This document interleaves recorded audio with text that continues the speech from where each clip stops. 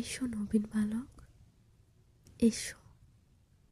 আর এসে দেখো, এখানে ভাদ্রের তপ্ত রোদে পড়ে যাচ্ছে যে যুবক, সে এক সময় প্রহর কাটাতো কোনো এক হায়না চোখের নারীর আলিঙ্গনে।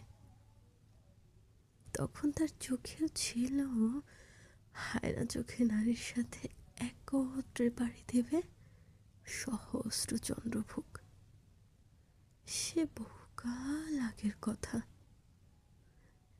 এখন সে কেবলই কিছু হাড় আর মাংসের সমষ্টি। নবীন বালক, এসো, এসো আর দেখো, শীতের কুয়াশার সাথে মিশে যায় যে যুবকের চোখের নোনতা জলধারা। সে এক সময় চিঠি লিখত কুপির আলোতে।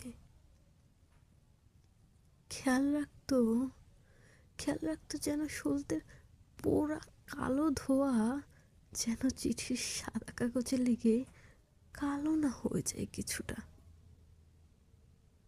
নবীন বালক, এসো আর এসে বসো এই কালের অথই